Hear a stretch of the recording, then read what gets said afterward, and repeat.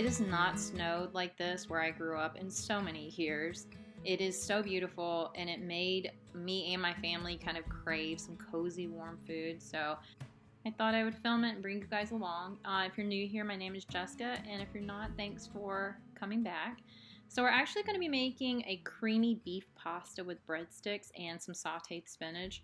I'm making the breadsticks and using the bread machine, and you'll see where I'm just adding all the ingredients.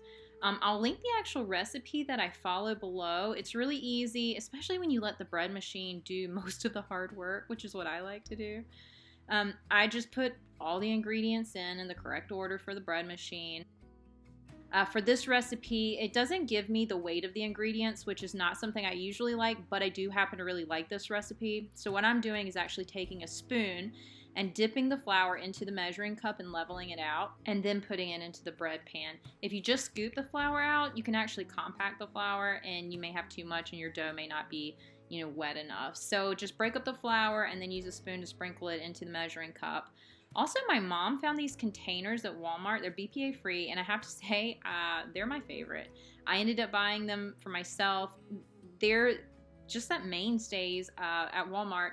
They're so convenient, and they're easy, and they're stackable. I just really like them. They are plastic, which is not necessarily the best, but to be honest, other than that, they're really great for storing the flour.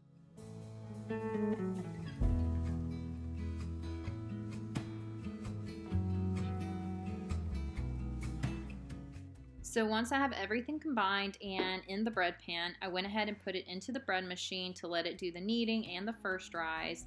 I do a lot of things like this, like pizza dough, breadsticks, hamburger buns, yeast rolls, anything that I may need to shape differently, I let the bread machine do the first part of the work.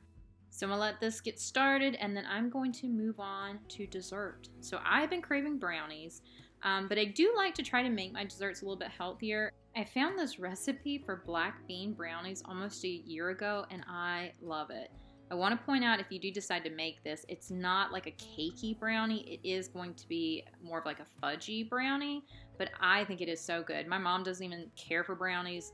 She doesn't like chocolatey things like that, and she actually likes this. But you're going to want to start off with a little bit of oat flour, and this is actually a really good recipe if you have a gluten intolerance or you're celiac. You are just going to rinse a can of black beans until the foam is gone and the water runs clear, and then you'll dump it into a food processor where you're going to also add some cocoa powder, and I'll link the recipe below. It's by Chocolate Covered Kate. I think it is so good, like I said. But anyway, I do usually add a little bit of extra cocoa because I like mine really chocolatey. Then you're going to add some salt and maple syrup. And really, the hardest part is just putting everything in the mixer. You are also going to want to add a little bit of sugar, then a little bit of oil, finally some vanilla and baking powder, and then you're really just going to let this blend. You're going to want to let it blend for about 5 minutes. You want it to be as creamy as it can be. I've tried to make this in a blender before, and to be honest, it just didn't turn out as well. There was texturally, you could just taste the black beans. But the food processor, it really does make a difference, and you want this to be creamy and airy as possible. And then you want to go in, scrape down the sides, let it blend for a couple more minutes. And once it's really, really creamy, then you're going to put it in a bowl. And then once it's in the bowl, then you'll want to fold in the chocolate chips. And I'm using the mini chocolate chips from Azure Standard. And then I chose to add some walnuts in mine. I just like the texture difference, and it just, I don't know, walnuts add something in desserts. So once you've added your chocolate chips and your walnuts, you're just going to fold it in. You could technically throw it all in the food processor, but I didn't really want to because you don't want to puree the chocolate chips. You really want to have those little bursts of gooiness in your brownie. So anyway, once you mix it all up, you're going to let that sit for about 10 minutes. Now, the recipe doesn't call for this, but I have found that if you let it sit for just a few minutes, it really makes a difference. It lets that oat flour, I guess, soak up some of the moisture. I think it is a crucial step. I would suggest doing it. So while I wait, I went ahead and sprayed down the dish that I decided to bake my brownies in.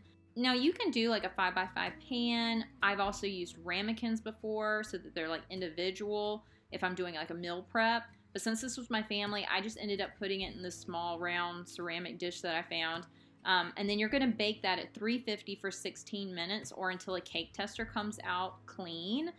While the brownies were in the oven, I went ahead and cleaned up some dishes. I don't know if anyone else has seen this for measuring cups, but mine have like these little holes where it came with like a chain that held them all together.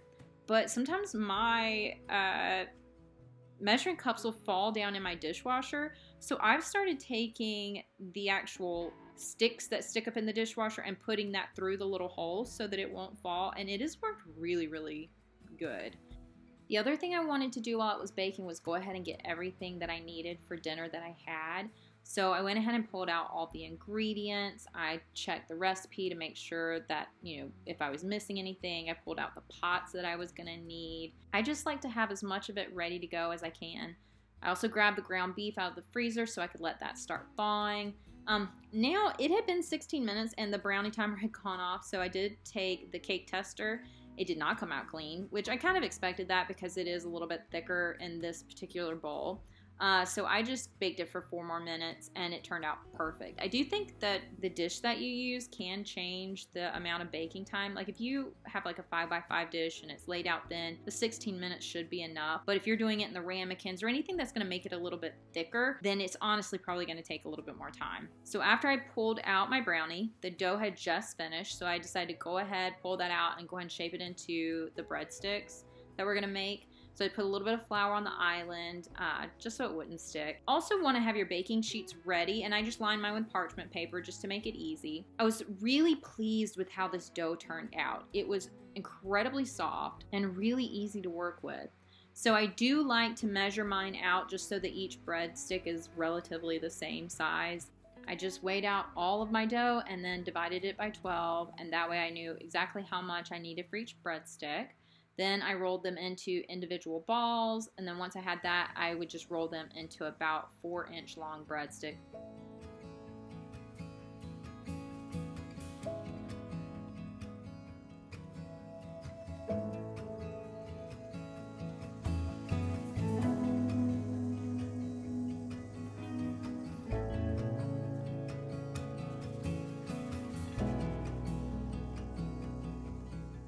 Placed them on the pan evenly. I did have to get another pan, which is fine. But then you're going to want to cover it with a tea towel and let it rise for about an hour until doubled in size. However, since I'm making these early, I actually ended up putting them in the fridge so that they wouldn't rise as quickly. And then I took them out about an hour before I was going to bake them. I also wanted to go ahead and pre-make my salad dressing for the night. Salad dressing is so easy to make, and it is one of my favorite things to throw together.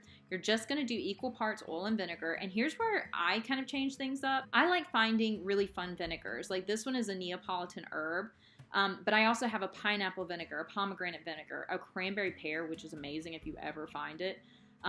And just changing up that vinegar really changes up the taste of the salad dressing if you want that variety. And then you're going to add just a little bit of salt, a little bit of pepper, and then honey to taste just to sweeten it up. And then I like to add a little bit of mustard as an emulsifier. It just keeps it from separating, when it's just sitting there. Then you're just going to put a leak-proof lid and shake it as hard as you can. And you're going to shake it for a while. But that is all you have to do to make your salad dressing. And this is a great thing that you can prep early. The other thing I wanted to prep earlier was my seasoning for the pasta. So I went ahead in a little ramekin and put the salt, the pepper, smoked paprika, some chili flakes, some dried oregano from my mom's garden that she had dehydrated, and a little bit of thyme. And then just mixed all that up and set it aside so that once I was ready to cook, all of that was already measured out. So now that it's been a couple hours, and it was time to start cooking. And actually my hamburger meat didn't quite thaw out as much as I'd want, but it's fine. So I just started browning the hamburger meat. It was a little bit more difficult, but it is what it is. So you're just going to throw that in a Dutch oven. While my hamburger meat browned, I went ahead and processed my onions by throwing them in the food processor to puree them. I don't like the texture of onions. This is a great way, a little hack to add onions without having that crunchy texture if you don't like it. Then I made a little spot in the middle of the Dutch oven. Tried to get a little bit of oil out of it, and I'll go ahead and tell you I did not get as much as I wanted with this paper towel hack. I thought it would work, but I wish I had just drained the hamburger meat, so next time I will definitely be doing that. But Once I had my little spot, I put my onions and actually a little bit of garlic pureed into the middle and just let that start sauteing, and then I mixed it with the hamburger meat once it had cooked down just a little bit.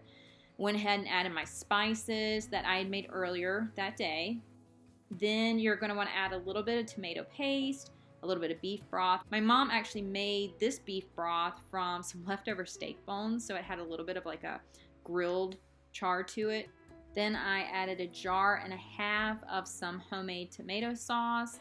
And the recipe didn't call for this, but I put a little bit of frozen zucchini into the dish. I love adding frozen zucchini or fresh zucchini, just shredded zucchini in general, into pasta dishes, sauces, anything like that, just to get a little bit more vegetables in the dinner. You can't even tell it's there.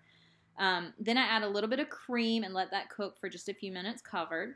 Then you're going to start adding your pasta. And we actually had some pasta that was going to expire, and it was two different shapes. So I added the larger pasta first, let that cook for just a minute, and then added the smaller pasta. Then it was time to bake the breadsticks. So I did a quick egg wash and rubbed it on all the breadsticks before I put it in the oven to bake for 12 minutes at 400 degrees.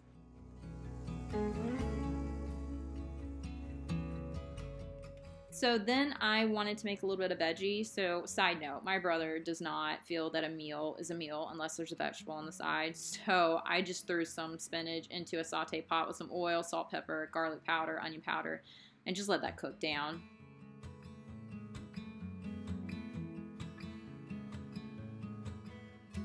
This is when I realized that the paper towel hack did not work.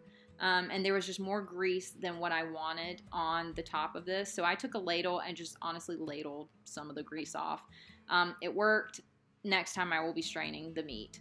And then finally, I added a little bit of cheddar cheese, not because the recipe told me to, but because my heart told me to. I just felt like this recipe was screaming to have a little bit of cheddar cheese. And she's never, made a recipe worse.